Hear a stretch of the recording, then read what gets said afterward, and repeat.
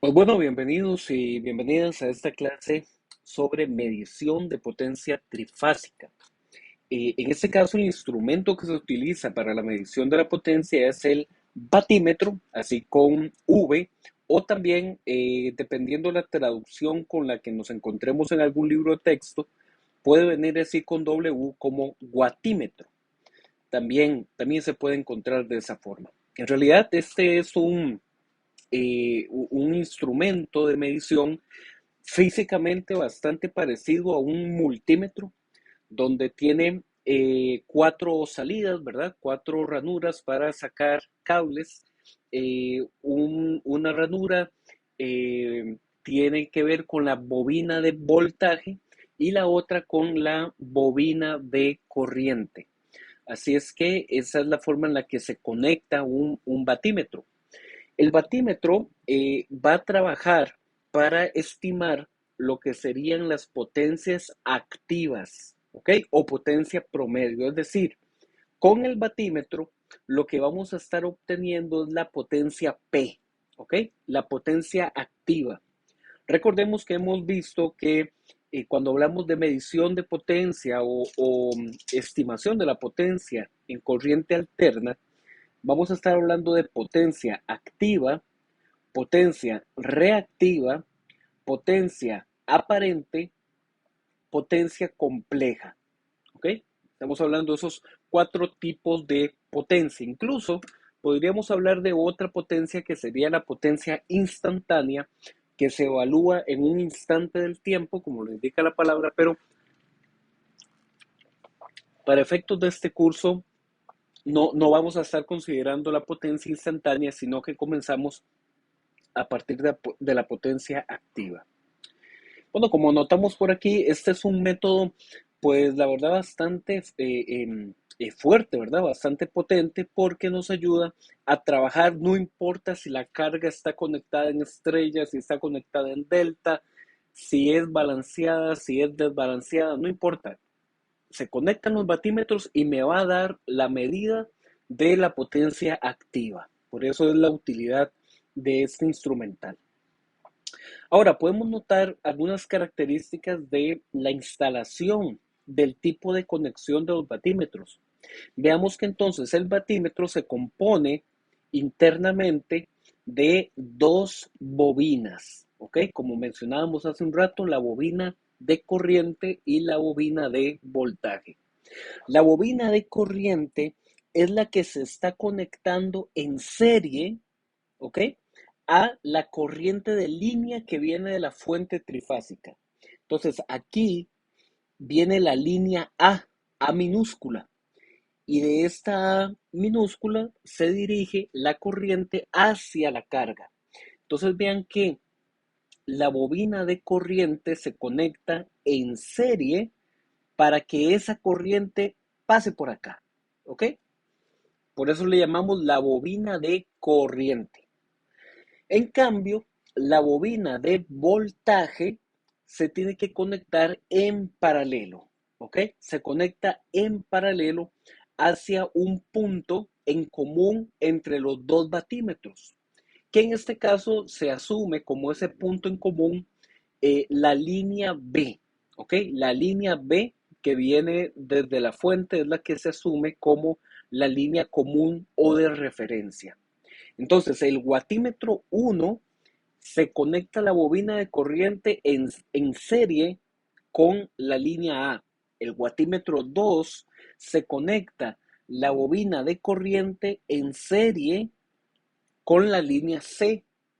Y la segunda punta de la bobina de voltaje, tanto del watímetro 1 como del watímetro 2, se conecta en paralelo con el punto de referencia en la línea B, de tal modo que la bobina de voltaje va a tener una terminal hacia la línea referenciada de donde está conectada la bobina corriente y la otra referenciada a donde se conecta el punto móvil de referencia, que en este caso es el B.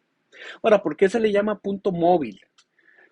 Porque nosotros perfectamente podemos escoger que el guatímetro 1 esté, como se ve aquí en el diagrama, conectado en serie con la línea A y que el guatímetro 2 esté en la línea B.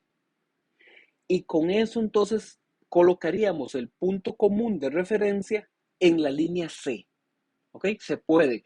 También, si alguno se lo está preguntando, también se puede colocar el guatímetro 1 en B, el guatímetro 2 en C y el punto común en la línea A. También se puede. De tal manera que al ser un sistema trifásico, voy a tener dos guatímetros, un guatímetro en una línea, otro guatímetro en otra línea, y la línea que me queda, entre comillas, sobrante, va a ser el punto de referencia. ¿Qué me permite esto? Que aunque yo tengo tres líneas del sistema trifásico y solamente tengo dos guatímetros, este tipo de conexión me permite registrar el aporte energético de la fuente y el consumo energético de la carga. ¿Ok? Eso es lo que me permite medir. Por eso es que en realidad es bastante poderoso este método. Ahora bien, eh, algunas fórmulas que se derivan de este uso de la técnica de la instalación de los dos batímetros.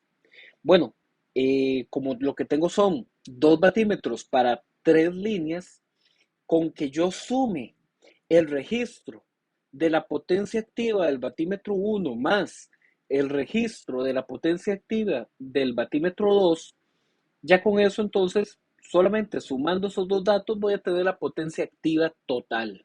¿Ok? Que esta potencia activa total no es ni más ni menos que la potencia total trifásica. ¿Ok? Es lo mismo. Así la podemos considerar. De nuevo, ¿por qué trifásica si son solo dos mediciones? Porque esas dos mediciones ya registran el aporte energético trifásico. Bueno, si nosotros recordamos el triángulo de potencia, donde teníamos esta base de cateto horizontal como la potencia activa, el vertical como la potencia reactiva y la hipotenusa como la potencia compleja, señalando aquí el ángulo zeta del factor de potencia. Con estas consideraciones del triángulo de potencia, entonces a partir de la potencia activa, yo puedo averiguar también quién sería mi potencia reactiva total o trifásica. En este caso sería tomar P1 más P2, que como ya lo dijimos hace un rato, P1 más P2 no es ni más ni menos que el P total, y se multiplica por raíz de 3. ¿Ok? Se multiplica por raíz de 3. Eso me va a generar el Q total o Q trifásico. Y bueno, si ya tengo el P trifásico y el Q trifásico, averiguar la potencia compleja o la potencia aparente, si la coloco sin ángulo, no es ni más ni menos que tomar el valor activo y el valor reactivo, los elevamos al cuadrado, los sumamos, le sacamos raíz cuadrada de ese resultado y ya me daría la potencia aparente si va sin ángulo, es decir, como un término absoluto, o la potencia compleja si le agregamos el ángulo. ¿Ok? Vean que ese ángulo para el factor de potencia, que es el coseno del zeta del triángulo de potencias, yo lo puedo averiguar también sacando el tan del Q total entre el P total. Entonces, esas son algunas fórmulas importantes que vamos a estar ocupando para este trabajo. ¿Ok? Bueno, hagamos un primer ejercicio introductorio, un ejercicio, eh, entre comillas, sencillo, pero para que vayamos afinando el concepto. Vean que aquí no me dan un diagrama de cómo está conectada la fuente. Sabemos que es una fuente trifásica porque vienen tres líneas, pero el esquema no me lo dan. Ahora, tradicionalmente lo que se ha venido trabajando, las fuentes casi siempre las vamos a manejar en estrella, ¿ok? Que es lo más común. Pero vean que yo aquí no necesito, entre comillas, saber qué tipo de conexión tiene la fuente, yo solo sé que es trifásica. Y entonces me dice el enunciado, considere que la tensión de línea, el voltaje de línea, es de 108 volts. ¿Ok? Entonces ya me están diciendo que el voltaje entre línea y línea, es decir, el VAB, sería 208 volts. Me están diciendo también que las lecturas de los batímetros, es decir, ya me sacaron esa lectura, es de 1250 en uno, 945 en otra. Y que muy importante, el sistema está balanceado en la carga. ¿Ok? Entonces esa impedancia estrella es la misma en cada caso. A partir de esto me dicen, determine cuánto sería la potencia promedio total o la potencia activa. Esto es lo mismo, activa o promedio.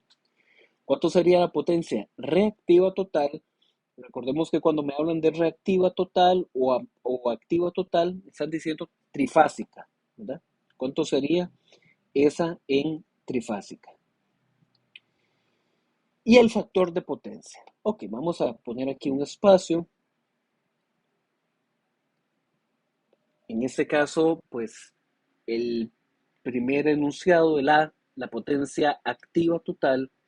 Bueno, como ya yo tengo las lecturas de los dos watímetros, ve que el primer watímetro me da 1250 watts, el segundo watímetro me está dando una lectura de 945 watts.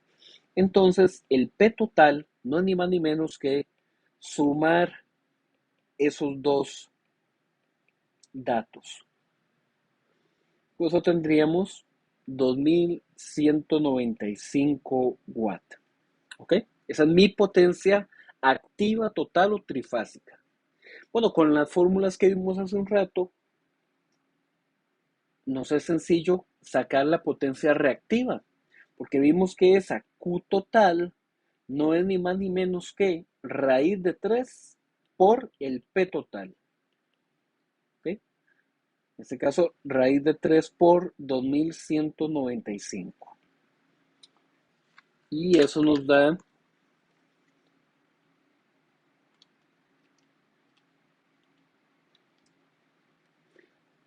3801.85 watts. Esa sería mi potencia reactiva total y por lo tanto las unidades se miden en volt ampere reactivo, bar, volt ampere reactivo.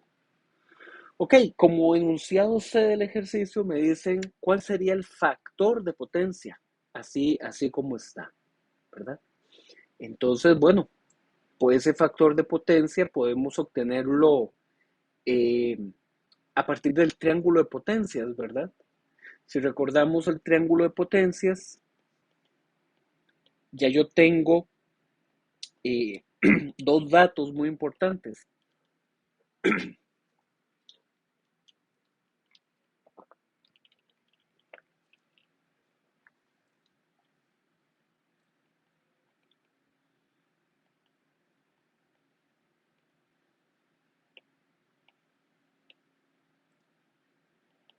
Tengo el P total, tengo el Q total y aquí tendría el S, aunque no lo vamos a ocupar.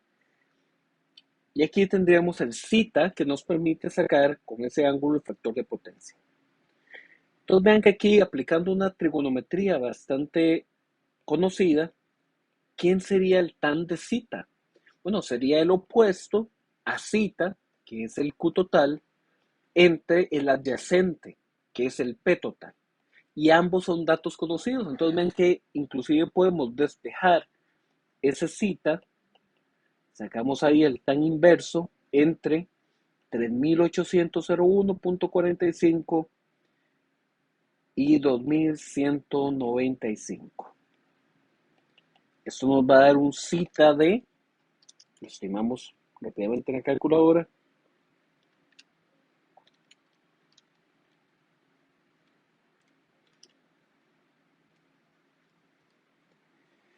bueno, nos está dando 59.99. Vamos a redondearlo 60 grados, ¿ok? 60 grados. Y ya con 60 grados, entonces obtenemos que el factor de potencia es igual al coseno de ese ángulo θ. Y en este caso el coseno de 60 grados nos estaría dando un factor de potencia de 0,5. ¿Ok? Un factor de potencia de 0,5, que es a niveles energéticos un mal factor de potencia, ¿verdad? Buscamos siempre un factor de potencia cercano al 1. Entre más cercano al 1, mejor. Si es mayor a 0,9, excelente. El factor de potencia siempre hay que referenciarlo dependiendo del tipo de carga. Si la carga mayoritariamente es de tipo de reactancias o impedancias inductivas, entonces él va a venir en atraso. O si son impedancias capacitivas, él va a venir en adelanto. En este caso, este factor de potencia lo tomamos como un factor de potencia en atraso. ¿Por qué? ¿Por qué en atraso? ¿Cómo lo puedo considerar, identificar? Porque el ángulo que me está dando un ángulo positivo. Si ese ángulo me hubiera dado un negativo, el triángulo de potencia me estaría quedando al revés y por lo tanto eso me da una muestra gráfica de que el factor de potencia sería en adelanto. Pero en este caso, al ser un 60 positivo, esa referencia al ángulo con el que saco el factor de potencia me indica que es en atraso. ¿Ok? Es que bueno, este primer ejercicio como para ir consolidando la idea y el concepto de la medición de potencia trifásica utilizando el método de los 2 batímetros.